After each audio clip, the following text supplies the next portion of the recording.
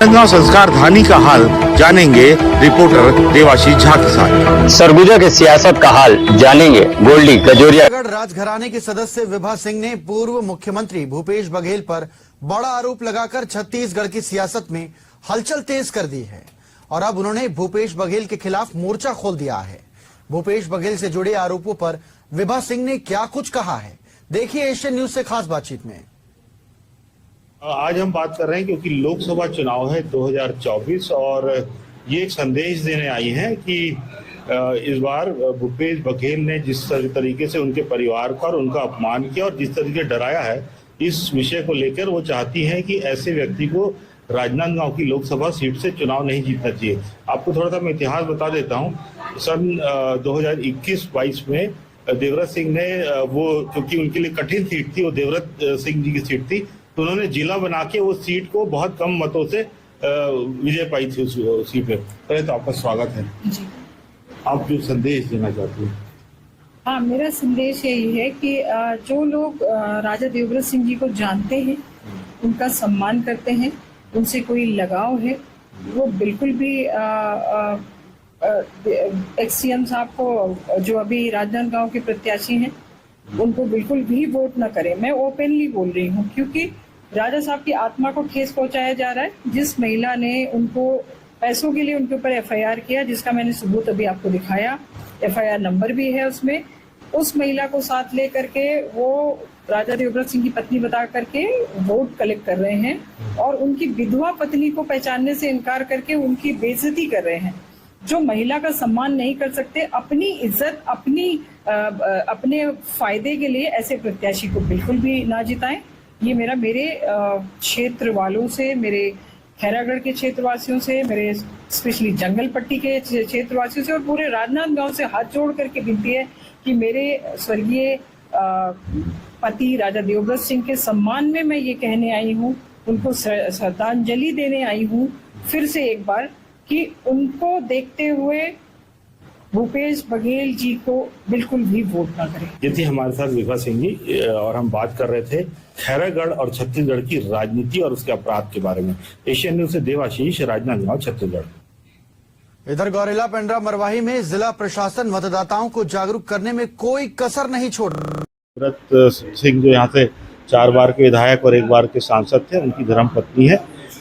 आज हम बात कर रहे हैं क्योंकि लोकसभा चुनाव है 2024 और ये एक संदेश देने आई हैं कि इस बार भूपेश बघेल ने जिस तरीके से उनके परिवार का और उनका अपमान किया और जिस तरीके डराया है, इस विषय को लेकर वो चाहती हैं कि ऐसे व्यक्ति को राजनांदगांव की लोकसभा सीट से चुनाव नहीं जीतना चाहिए। आपको थोड़ा सा मैं इतिहास बता देता हूँ।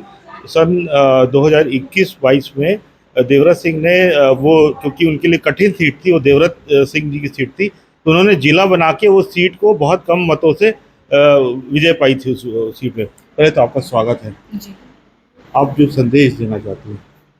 हाँ, मेरा संदेश यही है कि जो लोग राजा देवव्रत सिंह जी को जानते हैं, उनका सम्मान करते हैं, उनसे कोई लगाव है, वो बिल्कुल भी एक्स-सीएम साहब को, जो अभी राजनांदगांव के प्रत्याशी हैं, उनको बिल्कुल भी वोट ना करें। मैं ओपनली बोल रही हूँ क्योंकि राजा साहब की आत्मा को ठेस पहुंचाया जा रहा है। जिस महिला ने उनको पैसों के लिए उनके ऊपर एफआईआर किया, जिसका मैंने सबूत अभी आपको दिखाया, एफआईआर नंबर भी है उसमें, उस महिला को साथ लेकर के वो राजा देवव्रत सिंह की पत्नी बता करके वोट कलेक्ट कर रहे हैं और उनकी विधवा पत्नी को पहचानने से इनकार करके उनकी बेइज्जती कर रहे हैं। जो महिला का सम्मान नहीं कर सकते, अपनी इज्जत अपने फायदे के लिए ऐसे प्रत्याशी को बिल्कुल भी ना जिताएं। ये मेरे क्षेत्र वालों से, मेरे खैरागढ़ के क्षेत्रवासियों से, मेरे स्पेशली जंगल पट्टी के क्षेत्रवासियों से और पूरे राजनांदगांव से हाथ जोड़ करके विनती है कि मेरे स्वर्गीय पति राजा देवव्रत सिंह के सम्मान में मैं ये कहने आई हूँ, उनको श्रद्धांजलि देने आई हूँ फिर से एक बार, कि उनको देखते हुए भूपेश बघेल जी को बिल्कुल भी वोट ना करें। आज वो अपने सबसे सगा बताते हैं और आपने प्रेस कॉन्फ्रेंस के दौरान बताया कि उन्होंने उनका अपमान किया, उनके आंसू निकले, उनके कारण पढ़ा वो पार्टी से बाहर गए क्योंकि उनको दिल्ली में ही रहें ऐसा वो चाहते थे और यहाँ की राजनीति में वो जनता के बीच सेवा नहीं कर पाए, ऐसा कुछ था?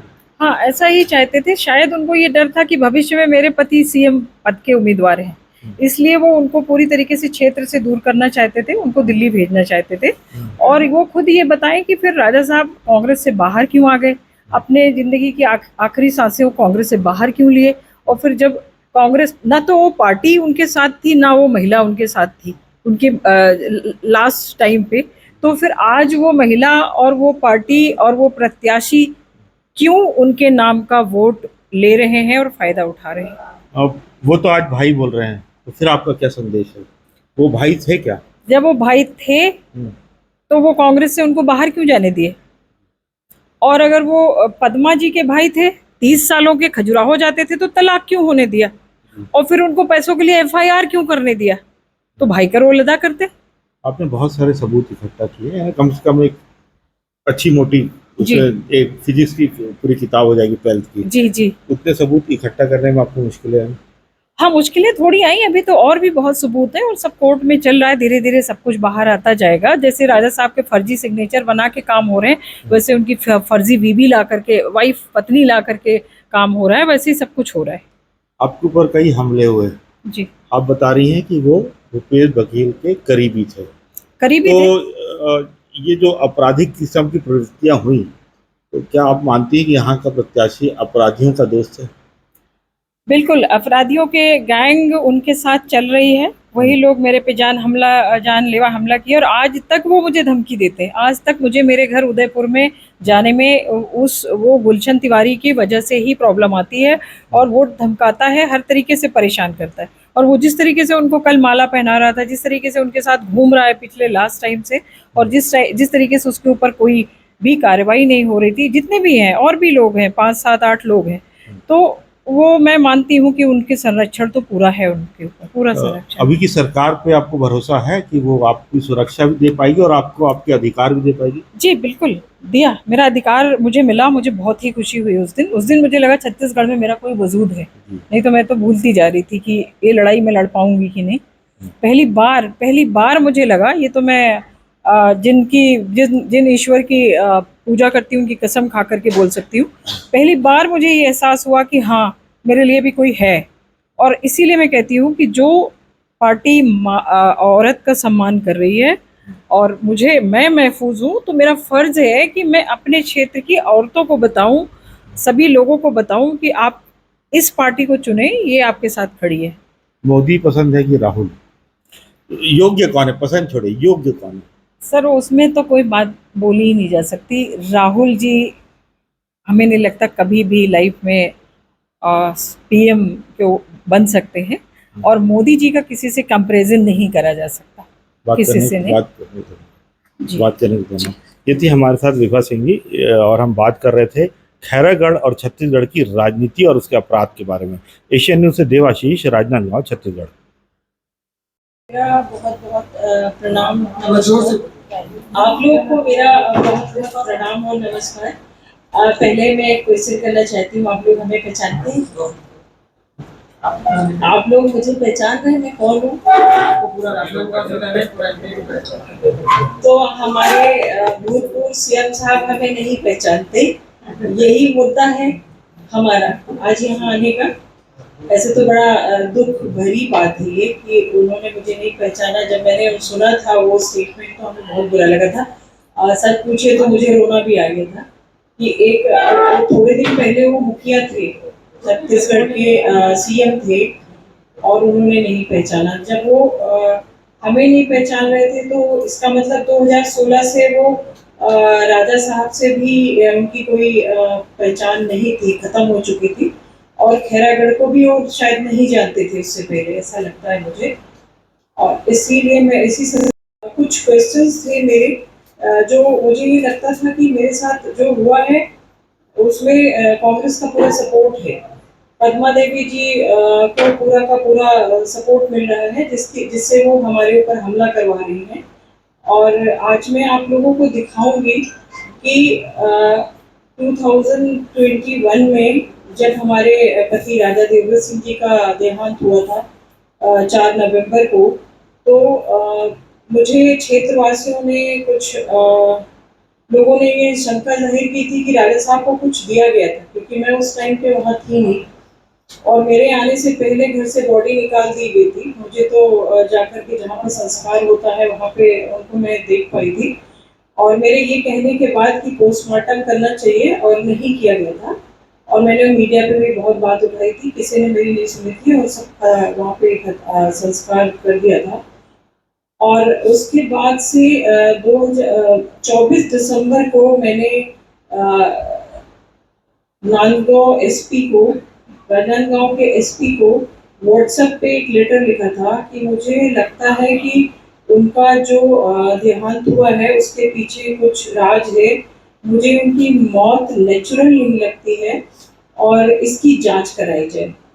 उसके तुरंत बाद 27 तारीख को बच्चों को भेज करके 26 को बच्चों बजाय एक्शन होने के उसको पढ़ा गया, उस पर ब्लू टिक हुआ। मेरे पास पूरा सबूत है, मैं फोन में लेकर आई हूँ और उसको इग्नोर करके बच्चों को भेज के और कि मैं उनको परेशान कर रही हूँ और मेरे ऊपर अटैक करा दिया गया। मेरे घर में गुंडे घुसा दिए गए, इवन मेरे बेडरूम तक वो गुंडे गए। सब वीडियोस हैं, सारे प्रूफ्स थे।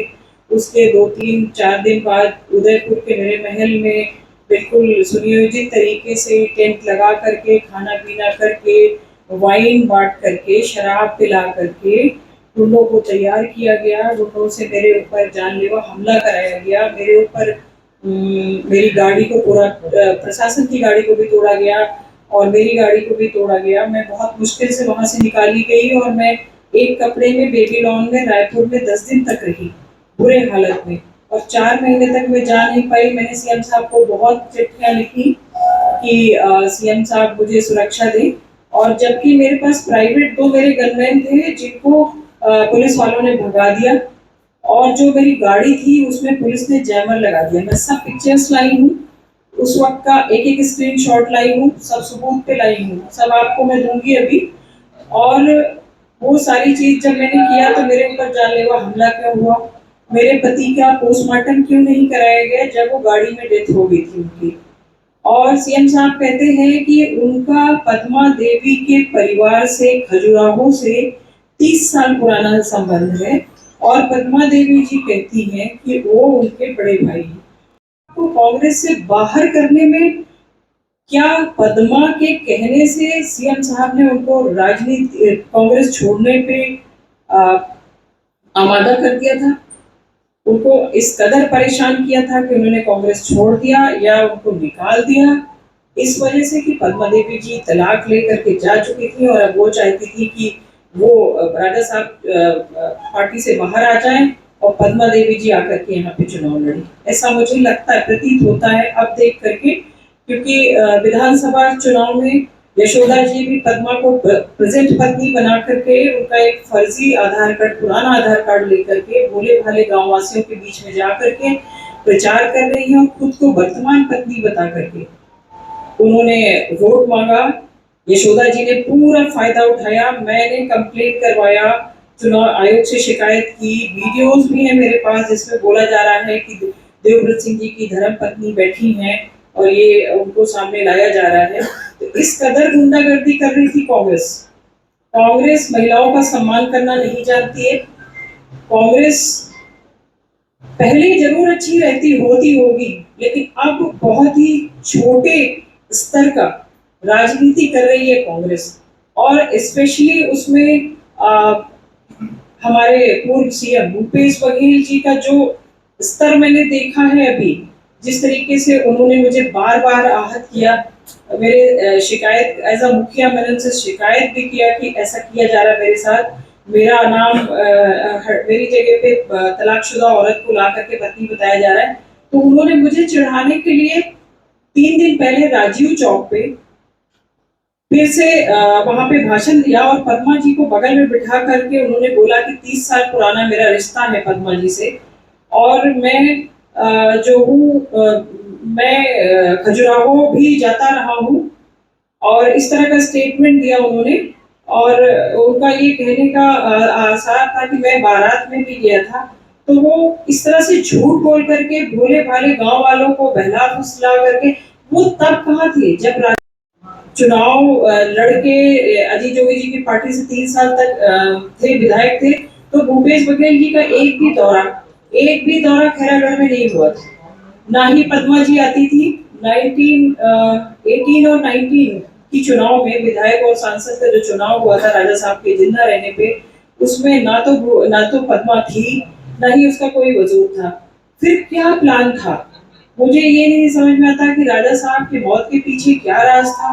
उसके बाद मुझे मारने के लिए मेरी जान लेने की कोशिश जो लगातार करी जा रही है, आज तक दिल्ली में भी कोशिश हुई थी मेरे साथ, उन सब उसका भी कंप्लेंट है, सबूत है मेरे पास।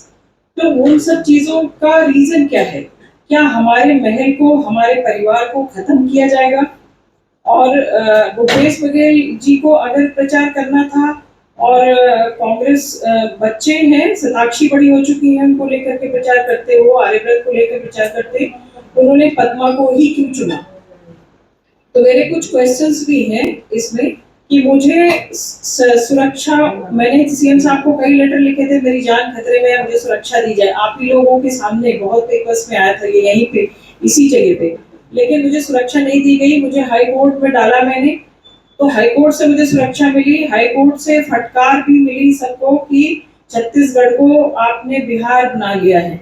यहाँ पे किसी महिला के साथ एक व्यक्ति, एक छत्तीसगढ़ के बड़े नामी गिरामी व्यक्ति के देहांत हो जाता है और उनकी विधवा के ऊपर पत्थर फेंके जाते हैं, उनको मारने की कोशिश की जाती है, उनको एक कपड़े में घर से निकाल दिया जाता है, और इस चीज में सपोर्ट पूरा का पूरा इसका था। मेरे पास पूरा सारे पिक्चर्स हैं। ये गुलशन तिवारी है जो इसका पूरा का पूरा करता धरता था, और इसकी पूरी पिक्चर्स ली है मैंने, पूरे वीडियोस में है। और लगातार भूपेश बघेल जी इनके साथ घूम रहे हैं, और इनको अभी अरेस्ट भी किया था।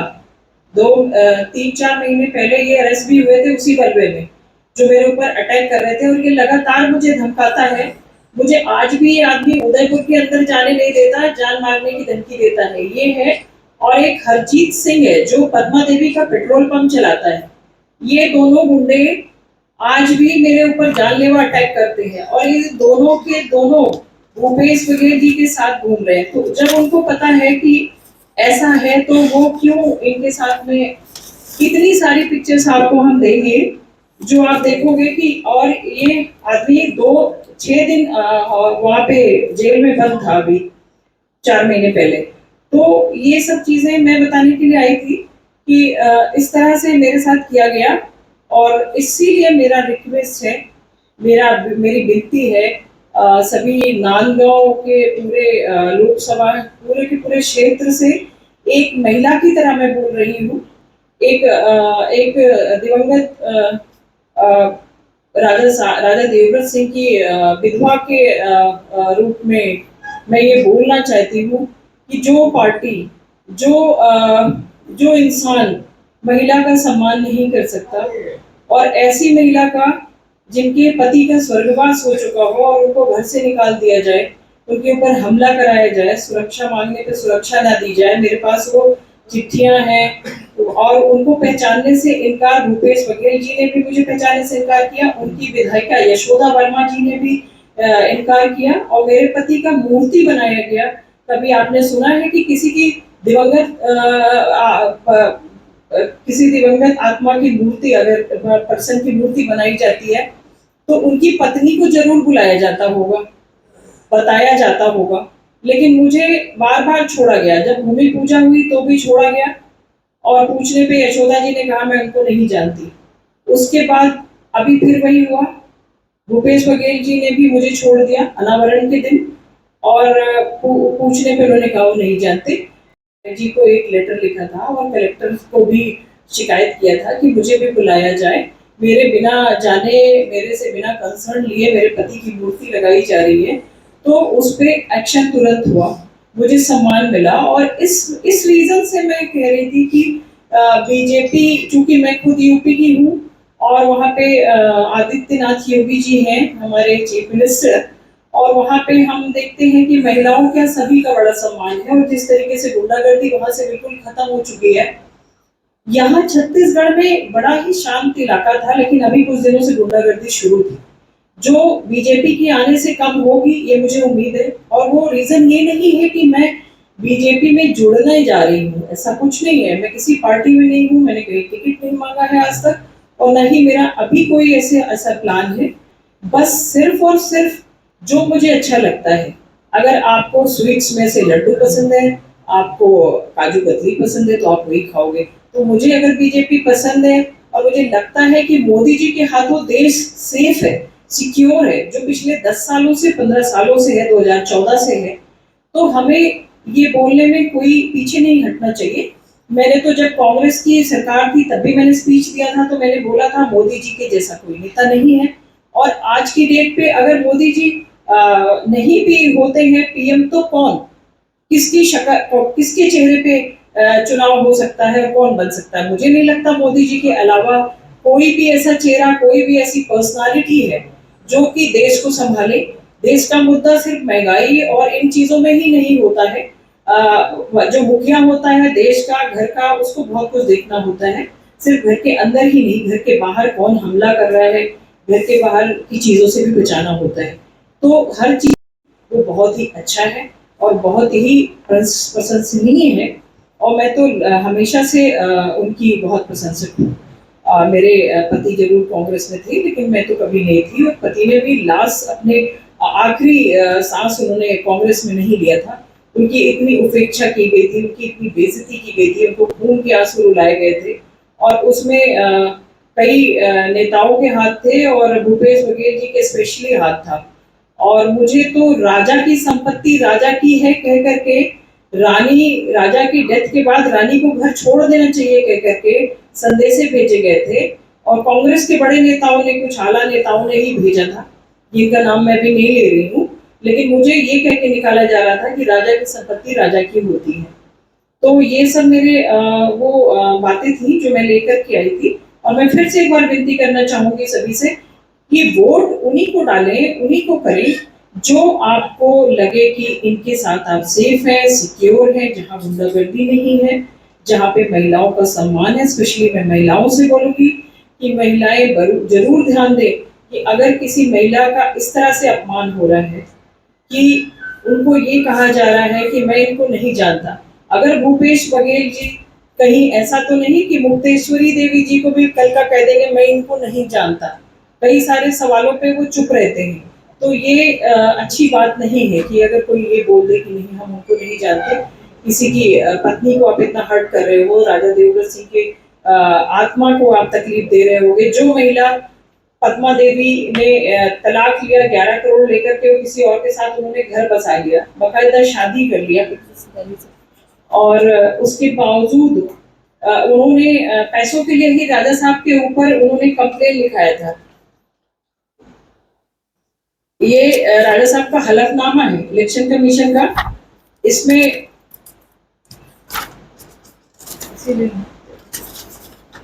ये है, आप लोग देख लें, ये एफआईआर नंबर है जो कि राजा साहब के ऊपर दिल्ली में पुलिस कंप्लेन है, एफआईआर किया था पद्मा ने पैसों के लिए। आप लोग इसको लेकर के देख सकते हैं। ऐसी महिला को लेकर के राजा देवव्रत सिंह की पत्नी बता करके भूपेश बघेल जी वोट कलेक्ट कर रहे हैं। ये पिक्चर्स हैं पद्मा देवी की जो उन्होंने मैरिज किया है। ये उनकी पिक्चर्स हैं जो मैंने आईबीसी पे भी दिखाया है। ये पिक्चर्स हैं, आप देखें। इन महिला को पत्नी बता करके वोट मांगना कहां तक का न्याय है? ये क्या राजा साहब की पत्नी लगती है? शायद भूपेश बघेल ये भूल गए कि जब वो बारात में गए थे तो वो दूल्हा कौन था, राजा देवव्रत थे कि ये नितिन पंत, ये महाशय थे? शायद वो भूल चुके हैं कि किसकी बारात में गए, तभी उन्होंने ऐसी बात करी। आप लोग ये सब देख सकते हैं। और राजा साहब ने साफ लिखा था कि मेरी ये राजा साहब का स्टेटमेंट है जनसत्ता का, जब उन्होंने पार्टी छोड़ा था, जिसमें उन्होंने साफ साफ बोला है कि मैं लगातार कांग्रेस की उपेक्षाओं से परेशान होकर के पार्टी को छोड़ना पड़ रहा है मुझे। तो ये सब आपकी ही चीजें हैं, आप लोग बेहतर जान सकते हैं। और मेरे साथ तो बस यही बताना था आपको कि जिस तरीके से बच्चों को भेज के मेरे जांच मांगने पे मेरे ऊपर तरह तरीके के षड्यंत्र करके लांछन लगाए गए, बेबुनियाद, जिनका कोई सबूत नहीं था, कोई बात नहीं थी। 2 सालों में मैंने कई सबूत दिए, मुझे तो कोई सबूत नहीं मिला मेरे खिलाफ। तो फिर इस तरह से बातें फैला करके बच्चों को हड़कंप मचा करके मेरे ऊपर अटैक कराया गया। तो बस मेरे यही क्वेश्चन है आप लोगों से, और कुछ आप लोग पूछेंगे तो बताओ। मुझे ये लगता था उस वक्त भी, मैंने कई पीसी की थी आपके यहाँ से कि मेरी जान को खतरा है और उनकी जो मौत है वो नहीं लगता कि नेचुरल है। और मैंने ये एसपी साहब को लेटर लिखा था, मेरे व्हाट्सएप पे है, और ऐसे कॉपी भी मैं इसके निकाल के लाई, मैं आपको इसमें दिखा दूंगी। मैंने इसको खोली तो मुझे ये लगता है कि अब जिस तरीके से पद्मा देवी हावी हो रही है, उसको देख के लगता है कि कुछ तो हुआ था और कहीं से उनको गवर्नमेंट का सपोर्ट मिला और चीजें नहीं क्लियर हो पाई। और मुझे उस वक्त इतना डराया गया, मेरे साथ इतना बुरा सलूक किया गया कि मैं शायद ज्यादा मांग भी नहीं कर पाई। मैं पीएमओ ऑफिस में तब भी लेटर बना चुकी थी, भेजना चाह रही थी कि जांच हो, लेकिन जिस तरीके से मुझे दबाया जा रहा था, मुझे इस तरह परेशान किया जा रहा था, तो मैं कर नहीं पाई। मुझे मेरी गाड़ी में जैमर लगा दिया गया, मेरी गाड़ी को जैम कर दिया गया, मुझे निकलने से मुझे खुद महल में बंद कर दिया गया था। पुलिस ने बिना बताए मेरी गाड़ी में जैमर लगा दिया था, क्यों मुझे समझ में नहीं आया। और जब मैंने कंप्लेन किया तो मेरे ऊपर अटैक हो गया, वो भी मुझे समझ में नहीं आया क्यों। आपने एक सवाल उठाया है कि राजा साहब का मोबाइल कहाँ है। जी, राजा साहब का मोबाइल कहाँ है, वही मैं पूछना चाहती हूँ। राजा साहब का मोबाइल कहाँ है? ये देखिए आप लोग, ये मेरा व्हाट्सएप है, इस पे इस डेट को मैंने एसपी साहब को लेटर लिखा है, ये इस पे ब्लू टिक हुआ है। मैंने हाथ जोड़ जोड़ कर रिक्वेस्ट किया है कि मेरी जान को खतरा है, कोई एक्शन नहीं हुआ। और नेक्स्ट डे बच्चों ने कॉन्फ्रेंस किया और वो मतलब मेरे यहाँ अटैक कर दिया गया। उस समय जो भी एसपी रहा होगा, क्या उसकी शिकायत आपने डीजीपी से की, होम मिनिस्ट्री से की, सेंट्रल होम मिनिस्ट्री से की? बिल्कुल, मैं तो तब से लगातार आज तक शिकायत करती आ रही हूँ, लगातार। ये मेरे वकील साहब बैठे हैं, इन्होंने जाने कितने केसेस डाल रखे हैं कोर्ट में। जब पुलिस ने नहीं सुना है तो कोर्ट में लगाया है हमने, और लगातार चल रहा है। ये खुद भी आपको बताएंगे कि हम लोग हमको तो सुरक्षा ही हाई कोर्ट से इसीलिए मिली कि हमला हुआ। भाई, हमला को कोर्ट ने माना है तो हमला तो हुआ, फिर कोई अरेस्ट क्यों नहीं हुआ? वहीं पे एक छोटा सा बलवा किया था बीजेपी के विक्रांत सिंह जी, जो हमारे फैमिली के मेंबर ही हैं, आप जानते ही होंगे, तो उनके ऊपर तो एफआईआर हो गया था। फिर हमारे यहाँ के बलवे में जहाँ पे जानलेवा हमला हुआ, सुरक्षा भी मिली, वहां उस महिला को सुरक्षा भी आप नहीं देते हैं और कोई किसी को अरेस्ट भी नहीं करते। ये एक ऐसी अजीब सी बात थी। कहीं तो पार्टी सपोर्ट कर रही थी, मुझे दबाया जा रहा था, डराया जा रहा था, मुझे ये सब कहा जाता था कि ये गाड़ी में चल रही है, ट्रक से दबा दिया जाएगा, वहां के लोग बोलते थे। और मैं शिकायत करती थी, कोई नहीं सुनता था, कोई भी नहीं सुनता था। हमारे को तो बिल्कुल सुसाइड के लिए प्रेशर एक तरीके से बना दिया गया था कि हम कुछ कर बैठे। हर चीज उन्होंने हथकंडा अपनाया, तो ये चीजें हुई हैं। और जी चुनाव में हुई है ये आपकी प्रेस वार्ता का एक उद्देश्य।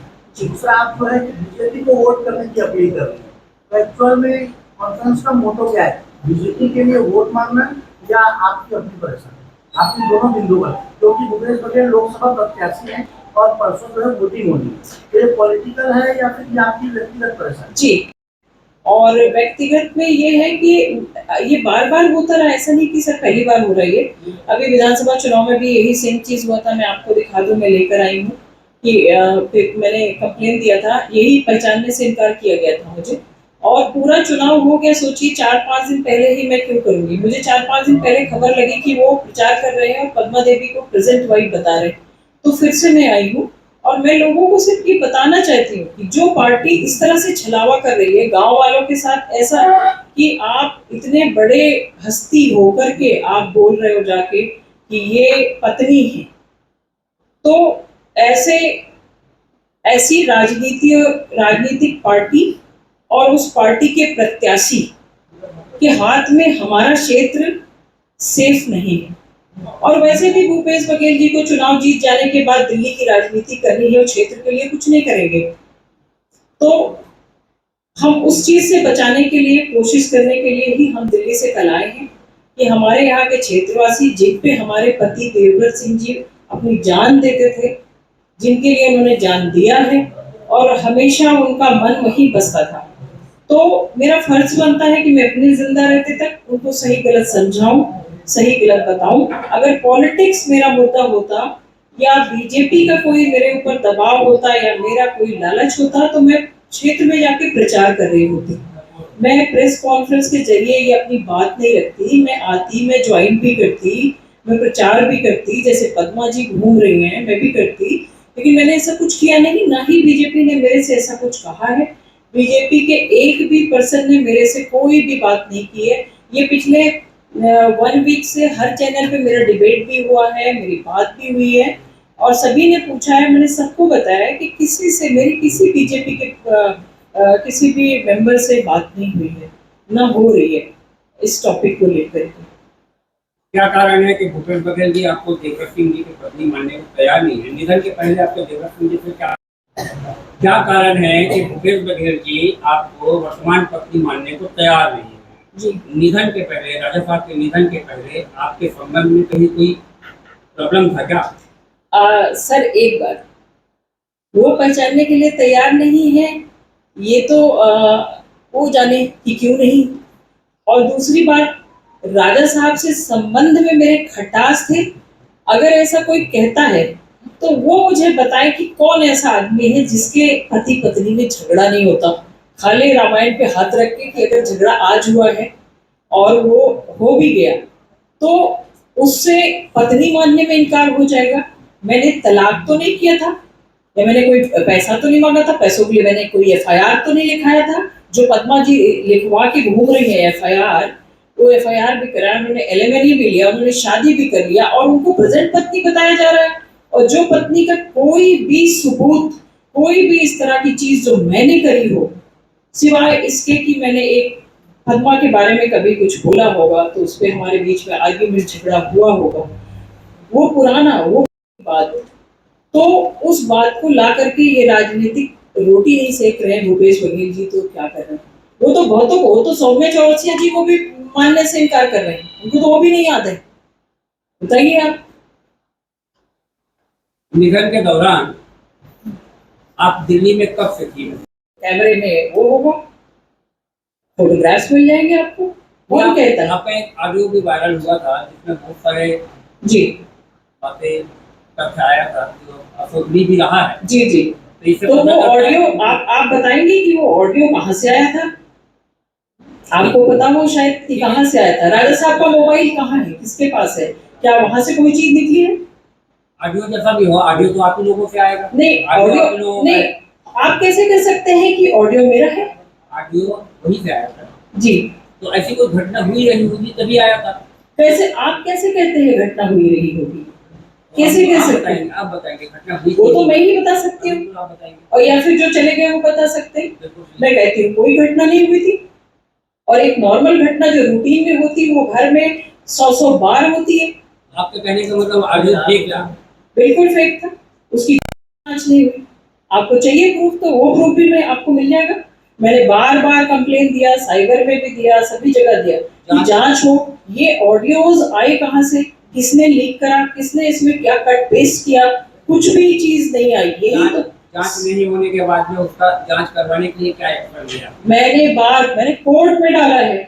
ये बैठे मेरे वकील साहब, मैंने मोबाइल की मांग की है, कोर्ट में डाला है। अगर ये सबूत भी चाहिए तो मैं अगला कॉन्फ्रेंस करके जो कोर्ट में एसीजीएम कोर्ट में चल रहा है केस कि वो जांच हो और मोबाइल किसके पास है, ये सारे प्रूफ आपको दे दूंगी। जब पुलिस ने नहीं सुना, प्रशासन ने नहीं सुना, तो मैंने कोर्ट का सहारा लिया है और ये चीज आएगी आगे, हर चीज की जांच होगी। जितने फर्जी षड्यंत्र हुए, किस तरीके से राजा साहब के फर्जी सिग्नेचर से वहां पे पैसे लिए जा रहे हैं, ये देखिए आप, उनके फर्जी सिग्नेचर है ये। 2022 में राजा साहब ने फर्जी रिसिप्ट पे साइन किया है।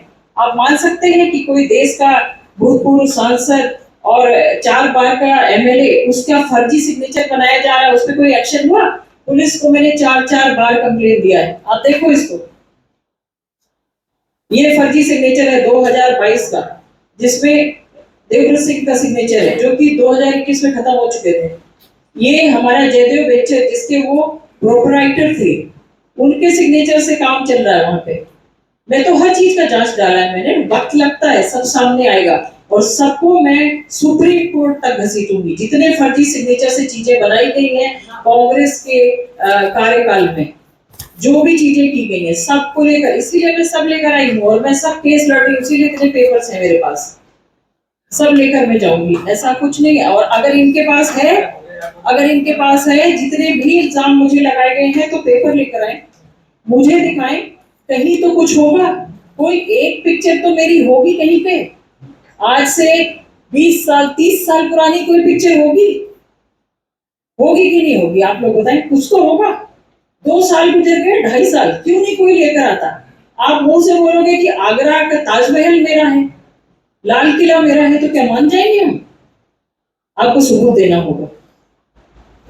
आपने कहा साइबर सेल में मैंने कंप्लेन किया जी, अब हो रहा है, कल को वहाँ पे जो भी हो जी, तो अभी की स्टेट गवर्नमेंट के समय आपने पुनः शिकायत की है? नहीं, अब मैं करूंगी, अभी तो कोर्ट में डाल दिया ना सर, पुलिस से निकल के वो कोर्ट में चला गया। कोर्ट का प्रोसेस थोड़ा सा लॉन्ग होता है, पहले लोअर कोर्ट से अपर जाता है, अपर से हाई कोर्ट जाता है। तो मुझे लगता था कि हाई कोर्ट से जब हम सुप्रीम कोर्ट पहुंचेंगे तब फैसला होगा कि कांग्रेस की गवर्नमेंट है यार, लेकिन अब लगता है कि हम हाई कोर्ट में ही फैसला कर लेंगे उसको। जी, और बिल्कुल हाई कोर्ट से मुझे सुरक्षा मिली तो मुझे बड़ा हिम्मत आया, तब मैं खैरागढ़ लौट के गई। 4 महीने से मैं वहां से निकाली गई थी इनकी गवर्नमेंट में। मेरे प्राइवेट गनमैन को निकाला गया था, बकायदा डांट के पुलिस वालों ने भगा दिया था, जबकि उनका हर पेपर वहां पे शामिल है। कोई भी आपसी परिचय के इंसान किसी परिचित इंसान को कब जानने पहचानने से इनकार करता है? 2 ही कारण होते हैं, या तो उसने उनके साथ धोखा किया है, या तो वो उनके कर्जे हैं। और ऐसा ही कुछ मेरे यहाँ पे चल रहा है, कुछ ना कुछ धोखा, क्योंकि मैडम ने मुझे भी नहीं बताया, वो ऑब्वियसली इंटरनल चीजें रहती हैं कई सारी, धोखा हुआ है यहाँ पे और इसी के चलते इनको पहचानने से इनकार किया। अर्जुन ना बोले यही से प्रेजेंट बॉक्सर हम बोलना भूल गए। ये सब राजा साहब के परिवार से हैं। ये राजा साहब की बुआ लगती है, ये राजा साहब की सिस्टर है। ये लोग इसलिए आए हैं कि ये भी 2 शब्द कहना चाह रहे थे। इनको इस बात की तकलीफ है कि हमारे भूतपूर्व सीएम साहब ने हमको पहचानने से इनकार किया, यानी कि विभा सिंह को। जी बताइए।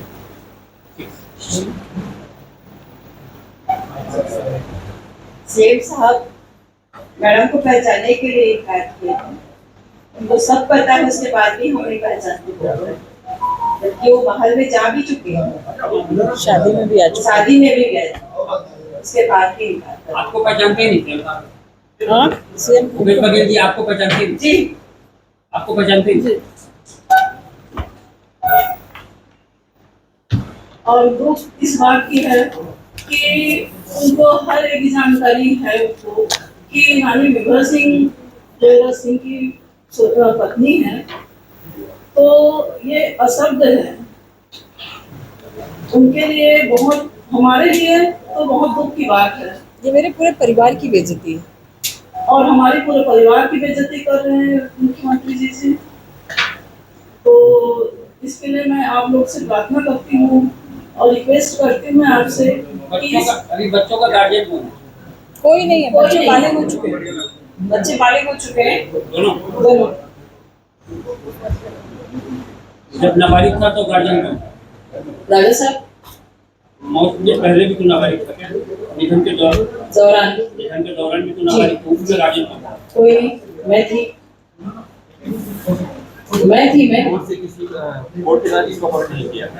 कोर्ट ने किसी को अपॉइंट नहीं किया था, तो हस्बैंड की डेथ के बाद तो वाइफ ही होगी ना। तीसरी औरत को तो तभी देंगे, वो तो छोड़ चुकी थी कोर्ट में, उसको कोर्ट ने मना कर दिया था, बच्चों का कस्टडी ले लिया था पद्मा पंत को, तो मेरे पास ही तो थी।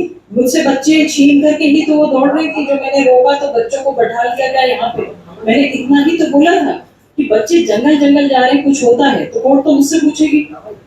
तो मुझे मैंने पुलिस वालों को बोला आप लिख करके दे दो, आपकी जिम्मेदारी है, बच्चे आपके साथ जा रहे हैं। तो उनका कहना था कि नहीं मैं लिख कर नहीं दूंगा। तो इस तरह की बातें भी हुई थी उस टाइम। अब तो बच्चे बालिग में बड़े हो चुके हैं, शायद वो दोनों के दोनों बेटी तो 20 साल से ऊपर हो चुकी है, बेटा भी 18 से ऊपर हो चुका है, और दोनों बोर्डिंग में रहते हैं, मतलब हॉस्टल रहते हैं। वो दोनों किसी के साथ नहीं है, ना मेरे ना पद्मा की। धन्यवाद। शिकायत दर्ज नहीं होने पर कोई रिट पिटीशन वगैरह दायर किए? मुख्यमंत्री पर कई गंभीर आरोप लगाए हैं। जी बताएं।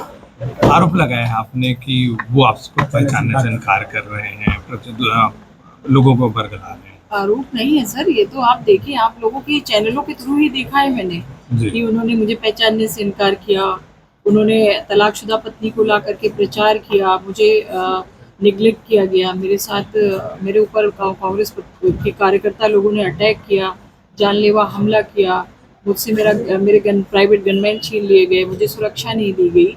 यही सब चीज़ें हैं, इन्हीं के लिए मैं बोल रही हूँ। ये आरोप नहीं है, ये तो सब बिल्कुल देखे गए थे, उस टाइम पे हुआ था मेरे साथ में, बस वही बताना चाह रही थी। अभी आप क्या चाह रहे हैं? अभी मैं आप लोगों के थ्रू सबसे विनती करना चाहती हूँ कि जो महिला का इज्जत नहीं कर सकता, जो एक विधवा महिला का सम्मान नहीं कर सकते, ऐसे प्रत्याशी को आप अगर वो जीत भी जाते हैं तो वैसे भी वो राजनीति अब दिल्ली में करेंगे, तो ऐसे पार्टी को मैं सपोर्ट नहीं करती। और मेरा फर्ज है कि मैं अपने जहाँ पे राजा साहब के लोग थे, जिन पे राजा साहब जिनके लिए अपनी ज़िंदगी कुर्बान करते थे, उनको मैं एक बार बता सकूं कि ऐसे इंसान, ऐसे प्रत्याशी को जो स्पेशली राजा साहब के नाम से तो वोट ना मांगा जाए। जो लोग राजा साहब को जान के वोट डाल रहे हो वो तो बिल्कुल मत दें, मैं ये विनती करती हूँ, मेरा ये रिक्वेस्ट है लोगों से कि वो बिल्कुल मत दें, क्योंकि राजा साहब को भी उन्होंने बहुत खून के आंसू रुलाए, और अब मेरे साथ तो जो हो रहा है वो तो देखा हुआ है। मैडम आपने कहा कि बीजेपी को वोट करें और प्रधानमंत्री नरेंद्र मोदी हैं। जी, वो तो मैं थैंक यू।